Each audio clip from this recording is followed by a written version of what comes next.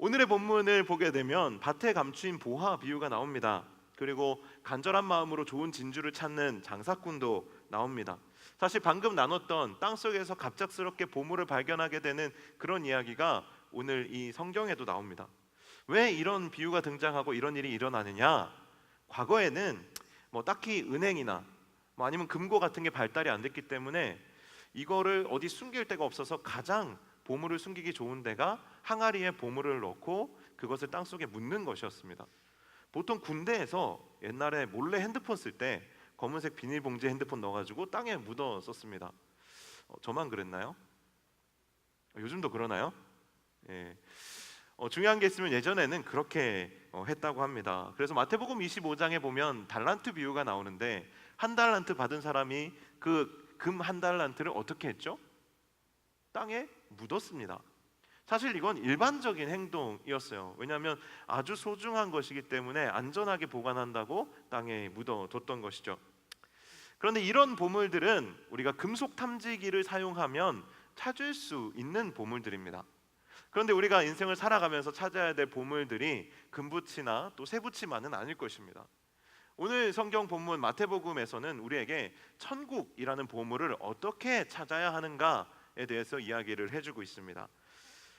보물을 찾는 두 가지 비유를 통해서 보물을 찾는 방법 두 가지를 우리에게 이야기해주고 있는데요. 먼저 이 두 가지 비유의 공통점을 먼저 여러분과 나누고 싶습니다. 밭에 감추인 보화를 발견하고 그것을 전 재산을 들여 사려는 농부의 비유와 그리고 값진 진주를 구하기 위해서 고생을 하고 그 진주를 발견하자 자기의 전부를 또한 사용해서 그 진주를 얻는 장사꾼의 비유입니다. 이 두 가지를 통해서 알 수 있는 이 천국에 대한 한 가지 개념은 무엇이냐면 바로 이 천국이라는 것은 우리의 전부를 들여서 살 만한 아주 가치 있고 귀한 것이라는 것입니다. 우리의 인생에 다른 어떠한 것과도 바꿀 수 없고 우리의 전부를 들여서라도 사야만 하는 이 보물인 천국을 우리는 어떻게 발견할 수 있을까요? 첫 번째 방법은 우연히 발견하게 된다입니다. 오늘 본문의 첫 번째 비유는 이 밭에 감추인 보화 비유인데 농사를 짓던 농부가 그저 밭을 갈고 있었는데 깽 하고 뭔가 이 괭이 끝에 부딪히는 게 있었던 거예요. 그것을 파내어 보니 뜻밖의 보물이 있었습니다. 그 보물을 발견하고 농부의 인생이 바뀝니다. 그러나 이 비유의 특징은 우리에게 은연중에 또 다른 교훈을 한 가지 줍니다. 뭐냐 하면 밭에 감추인 보화와 같이 천국은 감추어져 있다라는 것입니다. 우연히 발견한 농부만이 그 보물의 가치를 알고 있고 그것의 존재를 알고 있습니다. 그래서 그만이 이 밭을 자기의 모든 소유를 들어서 산 것이죠. 사실 당시에 우연히 발견한 보물인 경우에는 발견한 사람에게 그 소유권이 있었다고 합니다. 그렇기 때문에 사실 그 밭이 누구의 소유이든지 간에 그것을 발견한 사람이 가지면 되는 거였어요. 그런데 오늘 본문은 이 농부가 자기의 전 재산을 들여서 굳이 그 밭까지 샀다라는 이야기를 하고 있습니다. 당시의 사람들이 봤을 때는 이 이야기는 이상한 이야기였을 것입니다. 오늘날에는 그 밭이 나의 밭이면 그 밭에 속한 것은 다 나의 것이잖아요. 그런데 당시에는 그렇지 않았어요. 그럼에도 불구하고 왜 전 재산을 들여서 밭을 사는 이야기를 예수님께서 하셨을까? 그것은 예수님의 의도가 담겨 있는 것입니다. 그 밭에 묻혀 있는 보물의 가치가 얼마나 큰지를 굳이 설명해 주기 위해서, 그것에 대해서 알려주기 위해서 예수님께서 이 이야기를 뒤에다가 붙여 놓으신 것일 것입니다. 어찌되었든 간에 우리 또한 천국이라는 보물이 있음에도 불구하고 그 가치를 제대로 아는 사람이 있는 반면에 그 가치를 제대로 알지 못하는 사람들도 많이 있습니다. 심지어 교회 안에서 우리가 신앙생활을 하면서도 이 보물의 가치를 아는 사람은 모든 것이 너무나도 귀하다는 것을 경험합니다. 이 천국의 보화를 발견한 사람은 예배를 드릴 때에도 똑같은 시간에 교회에 나오고 같은 시간 같은 장소에서 하나님의 말씀을 듣지만 어떤 사람은 그 말씀을 아주 꿀송이처럼 듣고요, 말씀을 들을수록 영혼이 춤을 추고요, 기뻐하고 감격합니다. 할렐루야. 여러분 지금 춤을 추고 계시는 거 맞죠? 축복합니다. 하지만 반면에 말씀을 듣는데 이것이 자장가로 들리고 그리고 너무나도 지루하고 그렇다면 아직 여러분에게는 이 천국이라는 보물을 발견하지 못했을 확률이 매우 높습니다. 이 비유의 특징은 이 보물을 발견한 농부가 보물을 찾기 위해서 괭이질을 했던 것이 아니라 아주 우연히 보물을 발견하게 되었다라는 것입니다.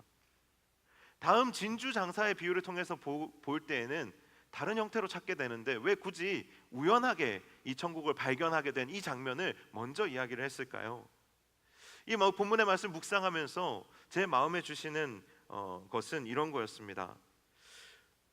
이 보물을 농부가 우연히 발견했다라는 것은 천국을 얻게 되는 것이 결국은 전적인 하나님의 은혜로 말미암아 찾게 되는 것이기 때문에 하나님께서 예수 그리스도를 통해서 말씀하실 때에 천국은 마치 밭에 감추인 보화와 같다라는 말씀을 먼저 하셨을 것 같습니다. 이 보물을 찾는 과정에서 농부는 이 보물을 자기가 만들어낸 것도 아니요 아주 우연하게 발견하게 됩니다. 세상의 말로 하자면 재수가 좋아서 행운이 붙어서 그는 이 보물을 발견하게 된 것이죠. 하지만 그렇게 운이 좋아서 이 보물을 발견했다 할지라도 그가 했던 것이 한 가지 있습니다. 무엇이냐 하면 자기의 모두를 들여 그 보물이 묻혀있는 밭을 사기로 결단한 것입니다. 세상에는 이 천국에 대한 이야기를 들은 많은 사람들이 있습니다. 심지어 그 천국의 가치를 어렴풋이나마 느끼고 알고 있는 사람들도 있습니다. 하지만 그럼에도 불구하고 그것을 얻기 위해서 자기의 전부를 내어놓을 만한 결단은 가지지 못하는 사람들이 많이 있습니다. 성경에 이러한 사람들을 대표하는 대표적인 인물이 있습니다. 그가 누구냐면 바로 예수님의 이야기에 나오는 젊은 부자 청년입니다. 그는 어린 나이에도 불구하고 율법에 정통했습니다. 어린 나이에 유대인의 간원이 되었습니다. 그는 진리에 대한 관심이 있었고 영생을 얻을 것에 대한 소원함이 있었습니다. 그래서 예수님께 나왔고 예수님도 그를 매우 어여삐 보셨다라고 성경은 기록하고 있습니다. 그런데 그 청년이 끝까지 포기할 수 없었던 것이 있는데 예수님께서 그것을 건드리십니다. 그것은 바로 너의 모든 소유를 팔아 이웃에게 나누어 주고 너는 나를 따르라 였습니다. 천국은 자기의 모든 것을 포기하고도 따라갈 만한 가치가 있는 것이라고 성경은 이야기하는데 우리는 이 부자 청년과 같이 마음의 결단을 내리기가 얼마나 어려운지요. 여러분의 마음 가운데 이 천국의 가치에 대한 깊은 공감이 있으십니까? 저는 오늘 찬양을 하면서요 참 깊은 묵상을 하게 됐습니다. 그리고 도전을 받게 됐고요 고백하게 됐습니다. 주님이 나의 전부시라고요. 사랑하는 여러분, 여러분도 동일한 그 찬양을 함께 고백하시지 않았습니까? 우리가 하나님께 이 고백을 드리게 되면 천국은 우리의 소유가 되는 것입니다. 하나님의 은혜가 진정으로 우리의 소유가 되는 것입니다. 진실로 하나님을 소유하고 하나님의 나라를 소유하고 은혜를 소유한 여러분 되시기를 주님의 이름으로 간절히 축원합니다. 우리가 천국을 얻게 되는 두 번째 방법은 무엇이냐면 찾을 때까지 간절히 찾는 것입니다. 예수님께서는 이 밭에 감추인 보화를 발견하고 전부를 들여 사는 그 농부의 모습과 아주 비슷한 비유인 좋은 진주를 구하는 진주 장사의 비유를 통해서 한 번 더 사실 아주 비슷한 내용처럼 느껴지는데 다시 한 번 더 예수님은 말씀하십니다. 예수님이 왜 똑같은 비유를 비슷하게 다시 한 번 말씀하셨을까요? 이것은 분명히 이 두 비유 사이에 뭔가 다른 점이 있다라는 것이겠죠. 이 밭에 감추인 보화만으로는 설명할 수 없는 다른 천국의 어떤 의미가 있다라는 것이겠죠. 천국을 찾는 다른 비결이 있다라는 것이겠죠. 가만히 보면 다른 점이 있습니다. 농부는 아주 우연하게 보물을 찾았지만 이 진주 장사는 이 진주를 얻기 위해서 내 생애 최고의 진주를 발견하고 그것을 얻기 위해서 간절히 온 힘을 다해서 노력하고 있다라는 사실입니다. 이 비유는요 천국을 진주에 비유하고 있습니다. 그래서 이 진주의 천국을 비유하는 이것을 통해서 천국의 가치를 사실은 더 실감나게 표현하고 있는 거예요. 저도 이 말씀을 연구하기 전까지는 이 비유가 천국의 가치를 어떻게 표현하는지 잘 몰랐어요.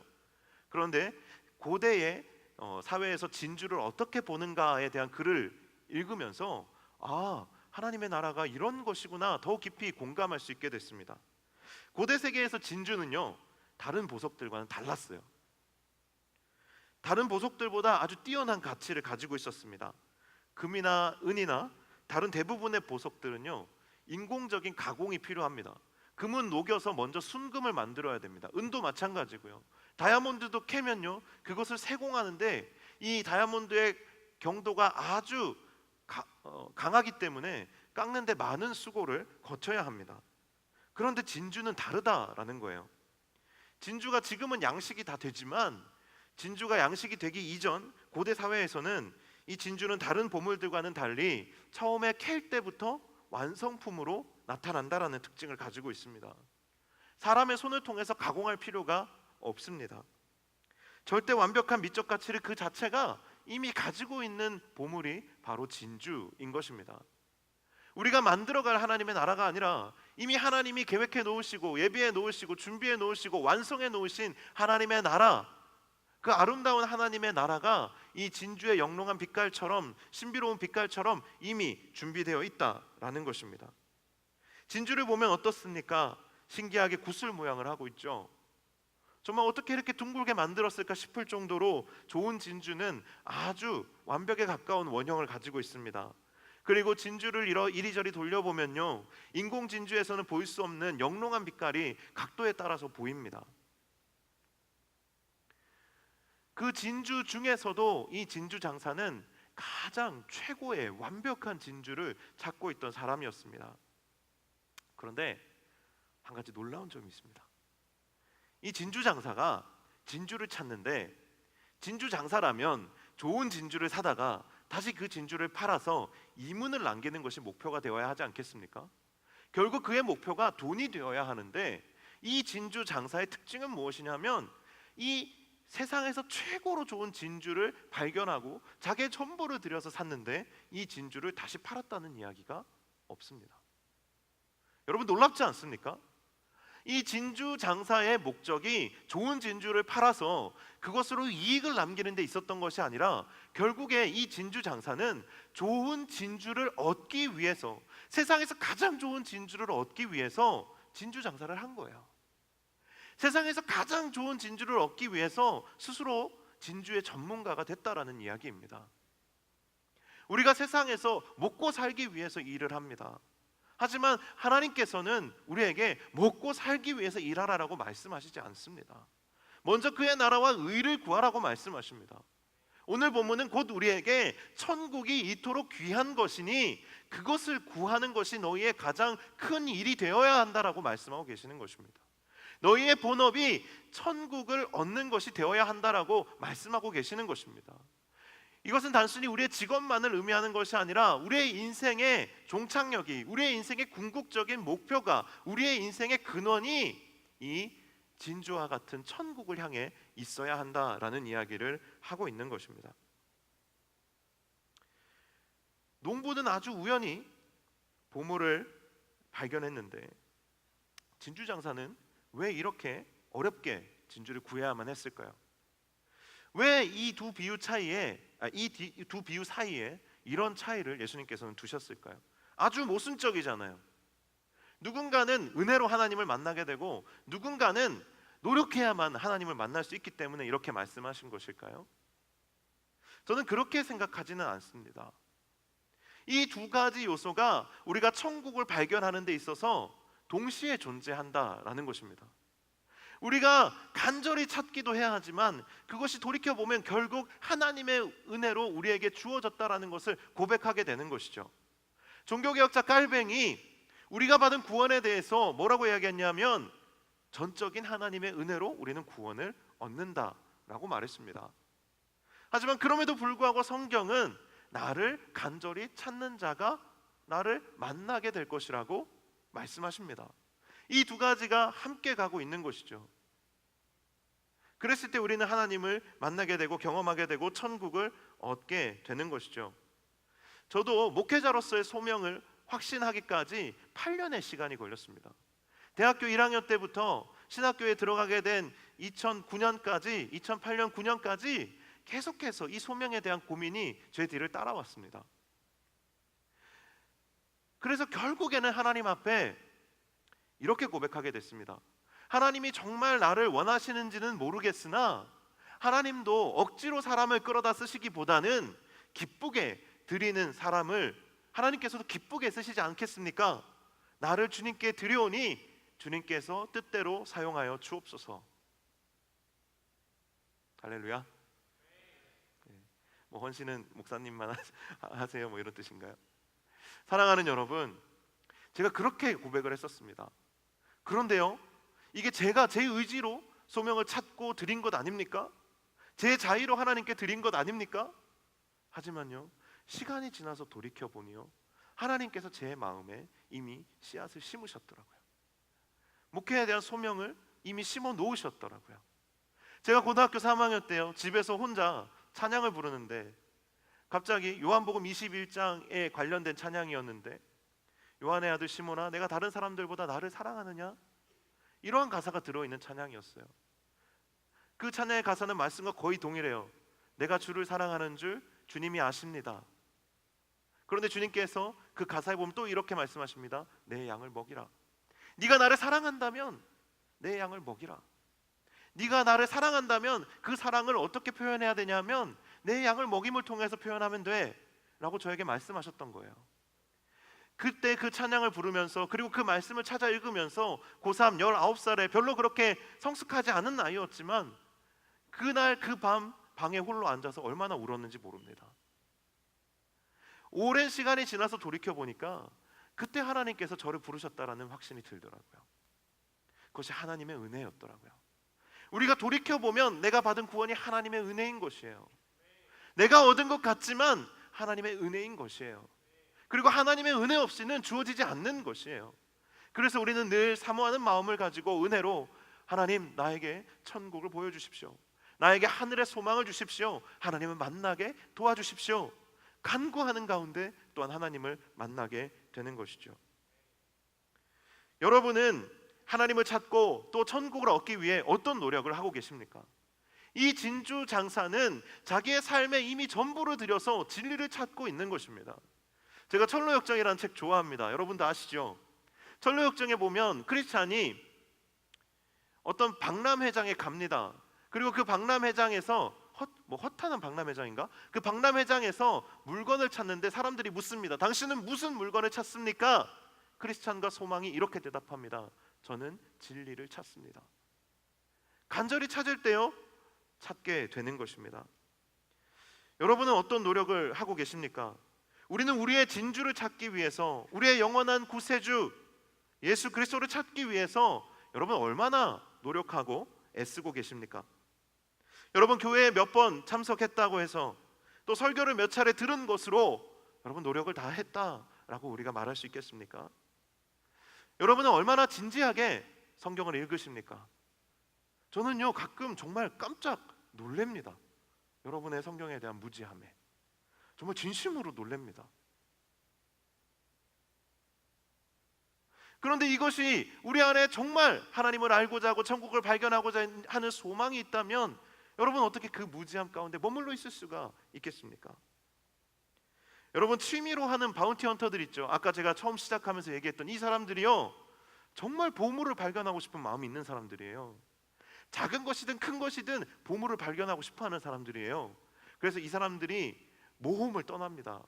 그런데 어떤 준비를 하고 모험을 떠났는지 아십니까? 그 지역의 역사를 연구하고 공부합니다. 그래서 그 지역에는 분명히 보물이 있을 거야. 이런 유물이 있을 거야.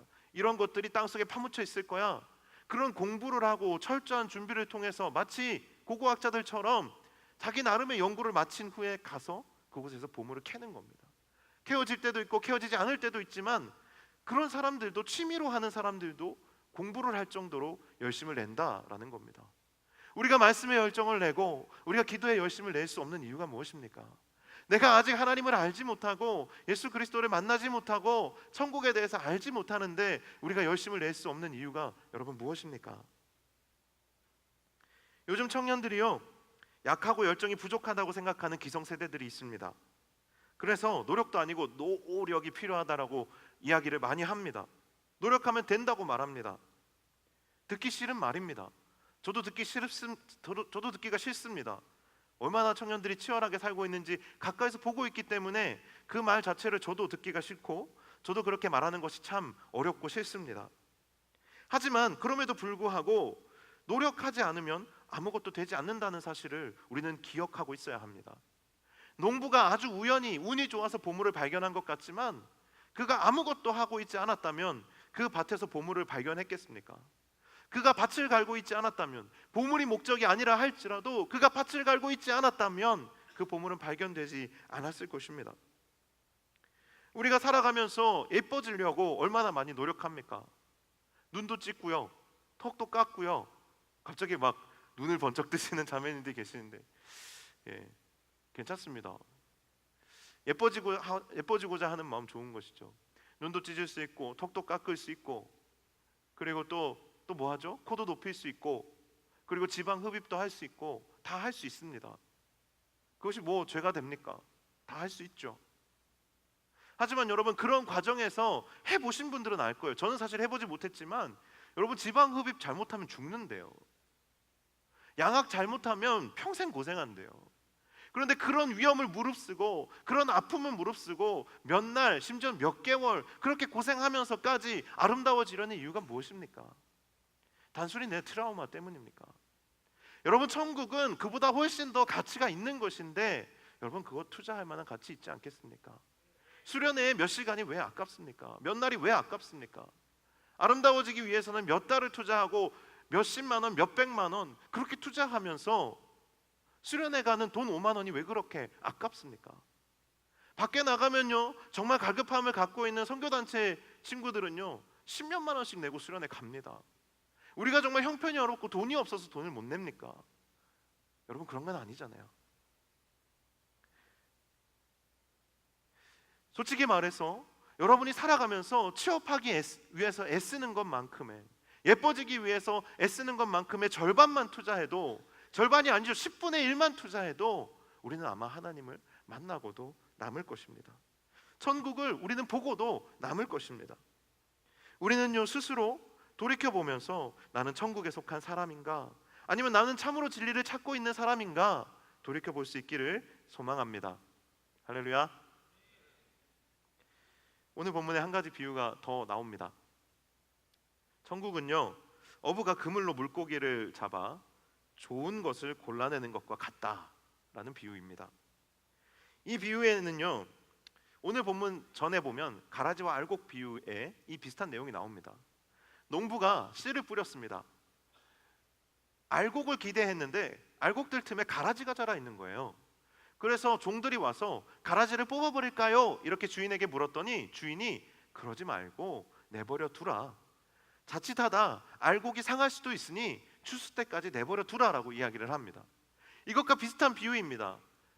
어부가 그물을 던져서 고기를 잡았는데 그 그물 안에 잡혀온 고기들 중에는 좋은 고기도 있고 별로 필요하지 않은 불필요한 고기들이나 해초류들도 있었다라는 겁니다.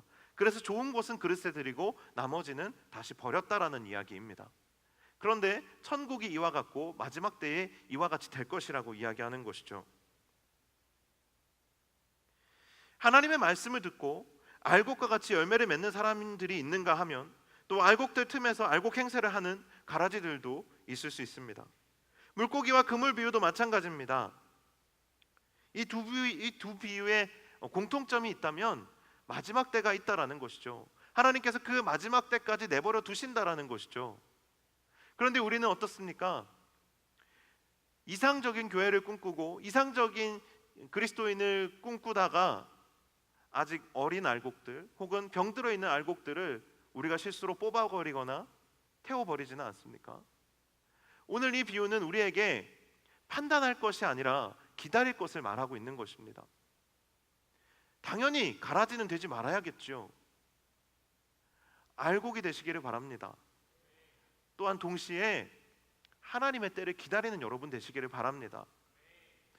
하나님께서는 우리에게 예수님을 통해서 사랑하라고 말씀하셨지 비판하고 판단하라고 말씀하시진 않으셨습니다. 그것은 마지막 때에 하나님께서 하신답니다. 옆에 있는 사람, 나를 괴롭히는 사람이 정말 가라지라면 그것은 마지막 때에 우리가 말려도 하나님이 하실 일이라는 것입니다. 사랑하는 여러분, 하나님께 맡기게 되시기를 바랍니다. 우리는 순수한 눈으로 교회를 바라보고 공동체를 바라봐야 하지만 또한 동시에 현실적인 눈을 가지고 공동체와 또한 하나님의 나라를 바라보아야 합니다.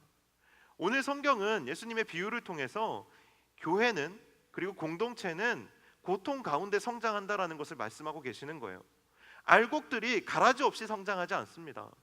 어부가 불필요한 물고기를 빼고 좋은 물고기들만 잡을 수는 없다라는 겁니다.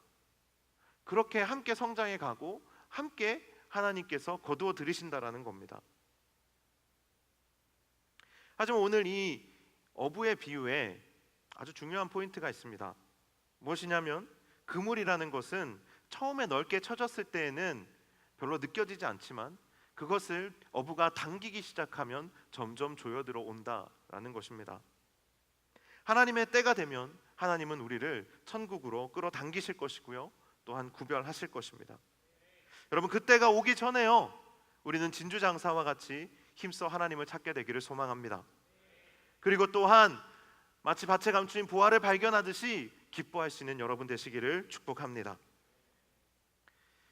오늘 본문의 마지막 비유입니다. 오늘 본문의 마지막 비유는요, 새것과 옛것을 곳간에서 내어오는 집 주인에 대한 비유입니다. 예수님께서는 제자들을 천국의 제자된 서기관에 빗대어서 이 비유와 연결해서 말씀하십니다.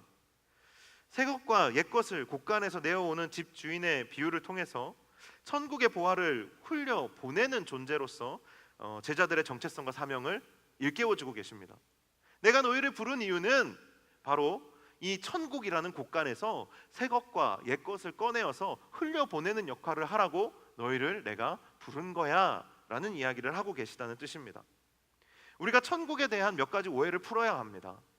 우리는 천국에 대해서 생각할 때 이 천국이라는 공간이, 그리고 천국이라는 은혜의 곳간이 주님 오실 때까지 닫혀 있다라고 생각하는 경향이 많습니다. 사실 천국을 발견하지 못한 사람들에게는 이 천국이라는 곳간은 닫혀 있는 것과 마찬가지입니다. 하지만 이 천국이라는 보화를 발견한 사람들에게는 이 곳간은 열린 곳간이라는 거예요. 그런데 굉장히 특이한 것은 예수님께서 너희는 천국의 제자된 서기관들이라 라고 말씀하셨습니다. 왜 서기관일까요? 여러분, 성경의 서기관이 하는 일이 무엇인지 아십니까? 그들은 하나님의 말씀을 가르치는 사람들입니다. 그냥 우리가 흔히 얘기하는 회의 때 필기하는 서기가 아니라요, 하나님의 말씀을 기록하고 보존하고 전하는 직종인 거예요. 거룩한 직업이라는 거죠. 왜 곳간에서 새것과 옛것을 꺼내오는데 그들에 대해서 짐꾼이라고 하지 않고 일꾼이라고 하지 않고 서기관이라고 했을까요? 결국 하나님의 나라, 천국이라는 곳의 가장 큰 보물은, 그리고 하나님의 나라라는 것은 결국 하나님의 말씀이 있는 곳이라는 뜻입니다. 하나님의 말씀대로 통치가 이루어지는 곳, 하나님의 뜻대로 모든 것이 이루어지는 곳, 하나님의 말씀이 이루어지는 곳이라는 것이죠. 그리고 그것의 가장 큰 보물은 하나님의 말씀, 진리라는 것입니다. 하나님께서는 우리가 이 진리의 가치를 알기를 원하시고요, 그 진리의 가치를 꺼내다가 이 세상에서 사용하기를 원하시고요, 그리고 아직 그 진리의 가치를 모르고 보지 못한 사람들에게 옛것과 새것을 꺼내어 보내주고 보여주고 그것을 알려주며 함께 나누며 그것을 전하기를 원하시는 것입니다. 새것과 옛것이 결국 무엇이겠습니까? 그것을 하나님께서 구약의 언약을 통해서 하나님이 말씀하셨던 그 구약의 언약의 말씀들이고요, 새것은 무엇입니까? 예수님을 통해서 선포되어지는 복음이 바로 새것인 것입니다. 여러분, 천국을 모호하게 생각하지 마십시오. 여러분, 정말 천국을 정말 금은보화로 둘러싸여진 황금성 같은 곳으로 생각하고 있다면 천국은 그런 곳은 아닙니다. 천국에 대한 계시록의 묘사를 보면 하나님의 보좌가 어마어마한 여러 가지 빛이 나는 보석들로 치장이 되어 있고 얼마나 그 보좌가 영광스러운지에 대한 이야기가 나와 있습니다. 하지만 그것은 천국의 본질이 아닙니다. 천국의 본질은 하나님의 말씀과 하나님의 그 말씀대로 그 통치가 이루어지는 거기에 하나님 나라의 본질이 있습니다. 아마도 천국의 보화를 탐하는 사람은 천국에 들어갈 자격이 없는 사람일 것입니다. 오히려 하나님의 말씀을 사모하고 그분을 알기를 원하는 자들에게 하나님은 천국의 문을 열어 주실 것입니다. 말씀을 맺겠습니다. 사랑하는 여러분, 오늘 본문에 여러 가지 비유들이 등장했습니다. 하나하나 여러분들에게 설명을 해드리고 소개해드렸습니다. 여러분, 천국은요, 하나님의 말씀을 통해서 우리 가운데 임합니다. 천국의 가치는 하나님의 말씀의 가치와 동일합니다. 그것이 곧 천국에 대한 이야기이고 천국 그 자체이기 때문입니다. 사랑하는 여러분, 말씀 안에서 날마다 새롭게 발견되는 여러분 되시길 축복합니다. 그리고 천국의 가치를 발견하는 은혜를 얻기를 축복하고요, 또 간절히 구하여 반드시 얻게 되기를 축복합니다. 그리고 발견하였다면 천국의 제자된 서기관들과 같이 그 보물을 흘려보내는 또 은혜의 통로가 되시기를 주님의 이름으로 간절히 축원합니다. 아멘.